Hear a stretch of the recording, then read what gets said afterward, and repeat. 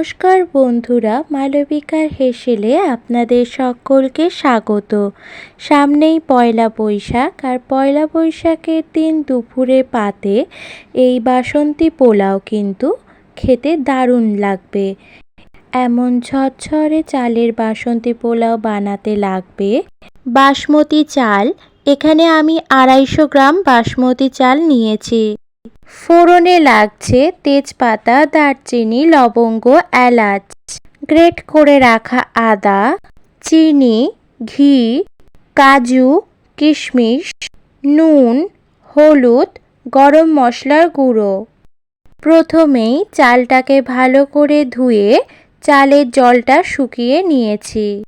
এবার চালের মধ্যে 1 চামচ হলুদ গুঁড়ো আর 1 চামচ ঘি ভালো করে মিশিয়ে নিতে হবে।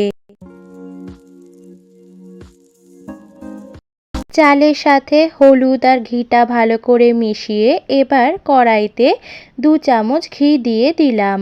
ঘি গরম হয়ে এলে এবার এতে দিয়ে দিয়েছি কাজুটাকে 30 সেকেন্ড মতো ভেজে এবার এতে দিয়ে দিচ্ছি কিশমিশ।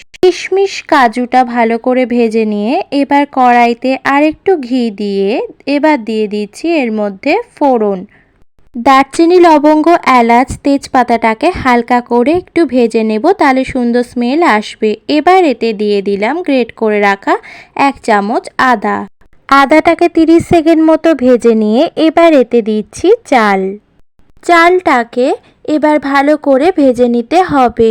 চালটা 2-3 মিনিট ভেজে নেওয়ার পর এবার এতে দিয়ে দিচ্ছি কাজু, কিশমিশ।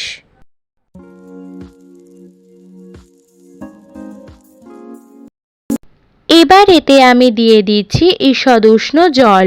এখানে 250 গ্রাম চালের জন্য 1/2 লিটার জল আমি দিয়েছি। এবার এতে দিয়ে দিচ্ছি পরিমাণ মতো নুন আর 4 চামচ চিনি। আপনারা আপনাদের মিষ্টির স্বাদ অনুযায়ী চিনিটা দেবেন। এবার এতে দিয়ে দিলাম 1 চামচ গরম মশলার গুঁড়ো। এবার গরম মশলাটাকে মিশিয়ে নিয়ে কিছুক্ষণের জন্য ঢাকা দিয়ে সিদ্ধ হতে দেব। 7-8 মিনিট পরে ঢাকনা খুলে চালটাকে খুব হালকা হাতে নাড়িয়ে নিতে হবে। গ্যাস বন্ধ করে আরও 2-3 মিনিট মতো এটাকে ঢেকে রেখে দেব।